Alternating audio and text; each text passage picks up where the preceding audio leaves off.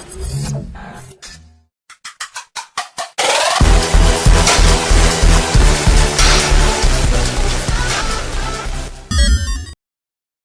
warahmatullahi wabarakatuh.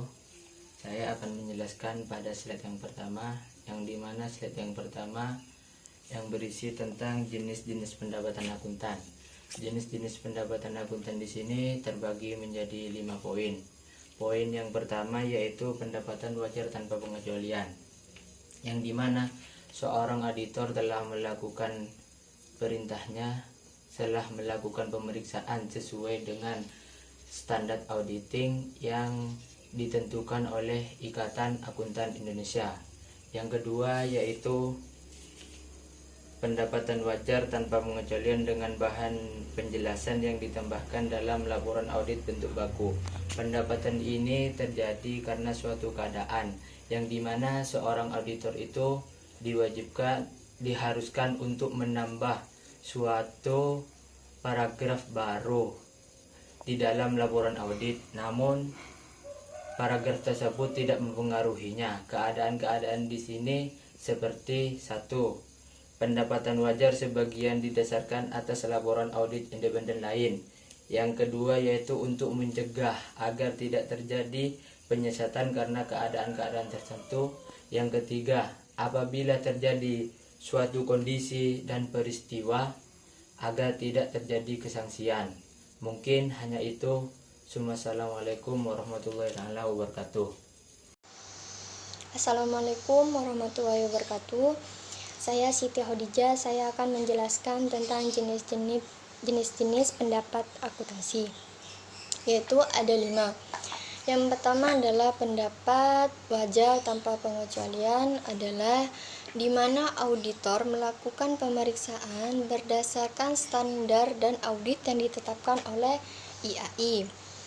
Di dalam standar profesional akuntan publik yang telah mengumpulkan bahan-bahan pembuktian untuk opininya dan tidak menemukan kesalahan material di dalam penyimpangannya.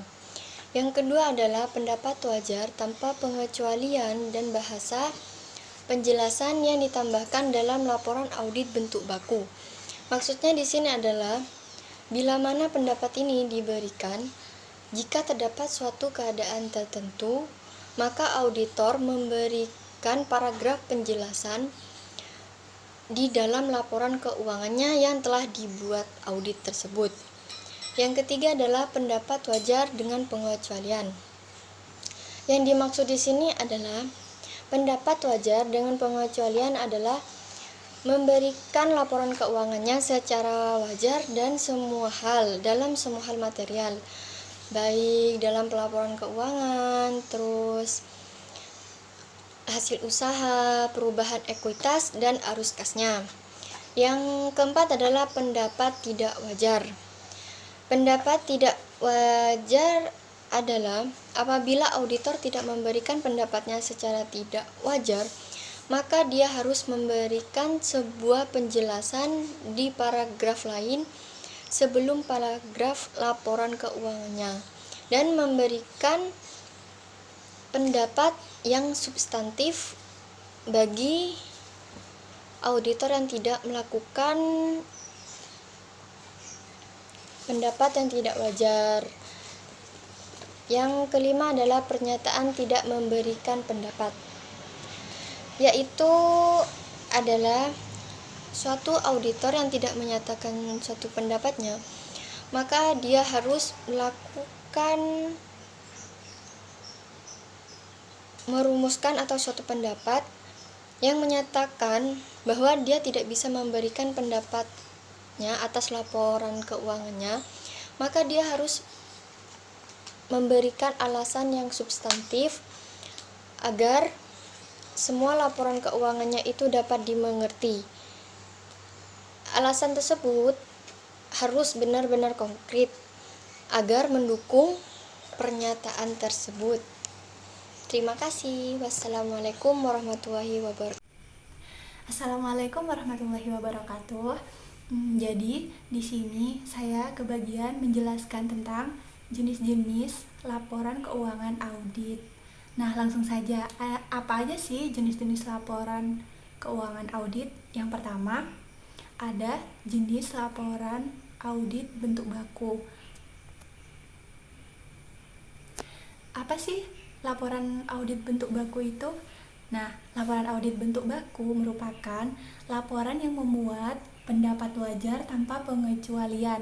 Nah, artinya laporan keuangan ini yaitu laporan yang menyajikan secara wajar dalam hal material, posisi keuangan, hasil usaha, dan arus kas suatu satuan usaha sampai laporan ini sesuai dengan prinsip akuntansi yang berlaku secara umum. Juga, laporan audit bentuk baku dirancang untuk memisahkan secara jelas antara tanggung jawab manajerial dengan tanggung jawab auditor. Nah, tentunya dengan beberapa unsur-unsur yang sudah ditetapkan di dalam laporan audit bentuk baku tersebut. Nah, sedangkan contoh dari laporan audit bentuk baku ada dua. Yang pertama, ada contoh laporan keuangan audit bentuk baku itu sendiri, dan yang kedua ada contoh laporan audit bentuk baku atas laporan keuangan komparatif. Nah, apa sih laporan keuangan komparatif itu? Nah, dapat kita ketahui bahwa arti dari komparatif itu sendiri merupakan suatu kejadian yang membandingkan antara kejadian sekarang dengan kejadian yang telah lalu. Nah, jadi dapat kita ambil kesimpulan bahwa laporan audit bentuk baku atas laporan keuangan komparatif merupakan perbandingan antara laporan audit sekarang dengan beberapa laporan audit yang lain atau beberapa laporan audit yang telah lalu. Nah, dan yang kedua yaitu ada jenis laporan audit independen. Apa sih laporan audit independen itu? Nah, laporan audit independen atau yang biasa disebut dengan laporan audit standar merupakan laporan yang dibuat para auditor independen untuk mengkomunikasikan hasil dari serangkaian atau beberapa proses audit yang ditujukan kepada pihak yang berkepentingan. Sedangkan contoh dari laporan audit independen ini ada 6. Yang pertama, contoh laporan audit yang pertama yaitu laporan audit berdasarkan pendapat auditor atas pendapatan auditor sebagian didasarkan atas laporan auditor independen lain. Nah, contoh laporan audit yang kedua yaitu laporan audit yang berisi pendapat wajar dengan pengecualian karena penggunaan standar akuntansi yang menyimpang dari SAK. Sedangkan contoh laporan audit independen yang ketiga yaitu laporan auditor yang berisi pendapat wajar dengan pengecualian karena adanya pengungkapan yang tidak cukup. Dan contoh laporan audit independen yang keempat yaitu laporan audit yang berisi pendapat tidak wajar. Contoh yang kelima, laporan audit yang berisi pernyataan tidak memberikan pendapat sebagai akibat ketidakberhasilan auditor untuk memperoleh bukti yang cukup karena pembatasan lingkup audit. Dan contoh laporan audit independen yang terakhir yaitu laporan review terhadap informasi keuangan intern. Nah, gimana sih gambaran dari contoh-contoh laporan audit tersebut? Nah, kalian bisa lihat di slide. Di sana sudah ada beberapa contoh-contoh laporan audit itu sendiri. Selamat. Jadi, mungkin hanya itu yang dapat saya sampaikan. Kurang lebihnya mohon maaf. Terima kasih. Saya akan menjelaskan tentang laporan auditor independen tentang dampak memburuknya kondisi ekonomi Indonesia terhadap kelangsungan hidup entitas. Sejak berlaku efektif untuk laporan audit yang ditentukan setelah tanggal 2 Maret 1998, memburuknya kondisi ekonomi Indonesia dari wilayah regional Asia Pasifik pada umumnya yang terjadi pada pertengahan tahun 1997 sebagai akibat terjadinya depresiasi mata uang di negara-negara tersebut. Dalam hal ini, auditor perlu mempertimbangkan 3 hal. Yang pertama, kewajiban auditor untuk memberikan saran kepada kliennya dalam mengungkapkan dampak kondisi ekonomi tersebut. Yang kedua, pengungkapan peristiwa kemudian yang mungkin timbul sebagai akibat dan kondisi ekonomi tersebut. Yang ketiga, modifikasi laporan auditor bentuk baku jika memburuknya kondisi ekonomi tersebut. Selanjutnya, informasi yang perlu diungkapkan oleh manajemen terjadi atas 4 komponen bentuk ini, yaitu yang pertama. Teman-teman, di sini Delvi akan memberikan contoh penjelasan di catatan atas laporan keuangan. Di sini terdapat 2 contoh, yakni dalam bahasa Inggris dan bahasa Indonesia. Untuk lebih mempermudah, Delvi akan membacakan contoh dalam bahasa Indonesianya saja ya. Nah, contohnya, gambaran umum memburuknya kondisi ekonomi Indonesia dan wilayah regional Asia Pasifik pada umumnya.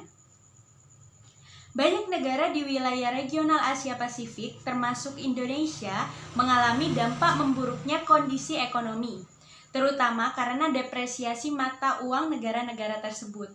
Nah, akibat utamanya adalah sangat langkanya likuiditas, tingginya tingkat bunga, dan kurs mata uang.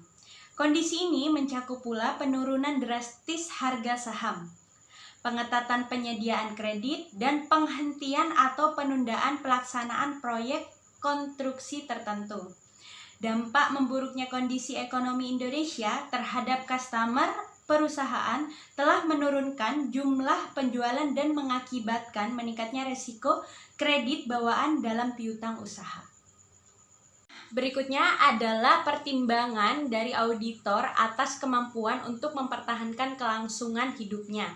Dalam PSA nomor 30 terdapat beberapa pertimbangan, dan pertimbangan yang pertama ini adalah auditor bertanggung jawab untuk mengevaluasi apakah terdapat kesangsian besar di dalamnya, dan itu semua berasal dari penerapan prosedur yang sudah direncanakan dan dilaksanakan untuk mencapai tujuan audit.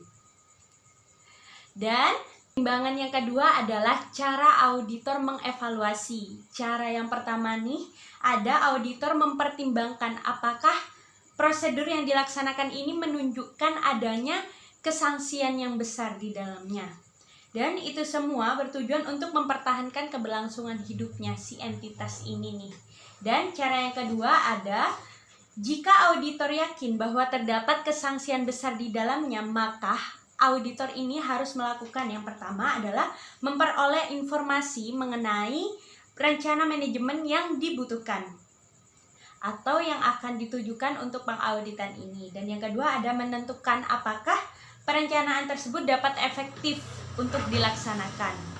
Nah, yang ketiga, auditor tidak bertanggung jawab untuk memprediksi peristiwa atau kondisi yang akan datang. Nah, hal ini menunjukkan bahwa entitas ini tidak melanjutkan keberlangsungan hidupnya atau akan berakhir pada saat itu juga ketika auditor tidak memberikan laporan bahwa dalam hal tersebut terdapat kesangsian yang besar. Yang keempat nih, auditor tidak perlu merancang prosedur audit dengan tujuan untuk mengidentifikasi kondisi secara keseluruhan, yang artinya hasil prosedur audit yang dirancang dan dilaksanakan untuk mencapai tujuan audit yang lain harus cukup untuk tujuan audit. Nah, dan di sini ada beberapa contoh prosedurnya. Yang pertama ada pembacaan notulen, kedua ada permintaan keterangan kepada penasihat hukum entitas, dan yang ketiga ada konfirmasi dari pihak-pihak yang memiliki hubungan istimewa dengan pihak ketiga. Assalamualaikum warahmatullahi wabarakatuh. Saya di sini Sahri Waidi Ramadhani. Saya ingin menjelaskan kelanjutan penjelasan dari Mbak Delvi, yaitu PSA nomor 30 tahun 2011, yang mana yang pertama adalah penjualan aset, yang mana manajemen adalah akan menjual beberapa aset dari perusahaan tersebut. Yang kedua adalah rekonstruksi utang atau penggunaan utang. Yang ketiga adalah rencana untuk mengurangi atau menunda pengeluaran, yaitu mengurangi pengeluaran yang tidak perlu ataupun menunda pengeluaran yang sekiranya menyebabkan overhead terhadap pabrik. Yang berikutnya adalah rencana untuk menaikkan modal pemilik dengan beberapa cara, yang mungkin adalah perjanjian atau untuk menaikkan tambahan modal, perjanjian yang ada atau disanggupi untuk mengurangi dividen, seperti itu. Dan berikutnya kita lanjut, yaitu adalah yang keenam adalah beberapa langkah yang diberikan oleh auditor. Yang keenam adalah auditor memberikan pendapat wajar tanpa pengecualian. Yang ketujuh adalah auditor mengevaluasi rencana manajemen apabila ada kesalahan seperti yang kita tunjukkan tadi, ada rencana untuk menjual aset, rencana penarikan utang atau rekonstruksi utang, rencana untuk mengurangi atau menunda pengeluaran, rencana untuk menaikkan modal pemilih, itu akan dievaluasi oleh akuntan publik di sini. Apakah itu akan mengakibatkan laba kepada perusahaan kita atau mengakibatkan rugi. Dan berikutnya kita akan menjelaskan di sini adalah langkah-langkah auditor atau langkah-langkah akuntan publik. Yang pertama adalah apakah ada kondisi dan peristiwa yang berdampak terhadap kelangsungan hidup entitas. Apabila tidak, maka dari auditor atau akuntan publik akan mengeluarkan surat edaran tanpa pengecualian atau surat keputusan tanpa pengecualian, yaitu adalah SA seksi 508 PSA nomor 29. Apabila masih ada yang perlu dievaluasi, maka auditor akan menimbulkan pertanyaan. Yang pertama, apakah auditor sanksi atas kelangsungan hidup entitas? Apabila tidak, maka editor akan mengeluarkan pendapat wajar tanpa pengecualian juga. Dan juga apabila iya, maka akan terjadi pertimbangan lagi, yaitu apakah ada rencana manajemen. Seperti itu. Apabila tidak, maka tidak memberikan pendapat. Seperti itu. Apabila seumpamanya dari manajemennya tidak memberikan pendapat atau tidak menjelaskan rencana ke depannya seperti apa, tidak bisa menjabarkan secara harfiah, maka auditor berhak tidak memberikan pendapat.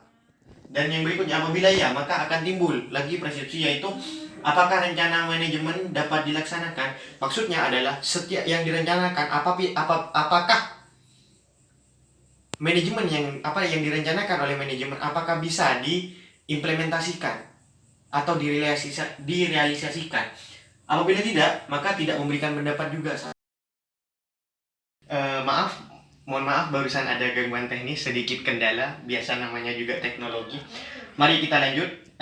Setelah seorang akuntan publik memberikan pernyataan iya atau menanyakan kembali apa rencana realisasinya, maka akan timbul pertanyaan kembali, yaitu apakah cukup pengungkapan. Maksudnya apakah cukup pengungkapan itu, apakah cukup dengan yang direalisasikan, direncanakan, apakah bisa untuk direalisasikan, ataukah perealisasiannya apakah akan sesuai dengan rencana, seperti itu. Dan apabila tidak, maka pendapat wajar dengan pengecualian atau pendapat tidak wajar, maka itu terjadi bimbang di sananya, galau gitu. Apabila iya, maka pendapat wajar tanpa pengecualian dengan paragraf penjelasan berkaitan dengan kelangsungan hidup. Maksudnya adalah mereka tetap mengatakan tetap wajar tanpa pengecualian, tapi mereka tetap mereka menjelaskan, mempertanyakan bagaimana kelangsungan hidup ke perusahaan ke depannya. Seperti itu yang dapat saya sampaikan, kurang lebihnya mohon maaf. Billahi taufiq wal hidayah. Wassalamualaikum warahmatullahi wabarakatuh.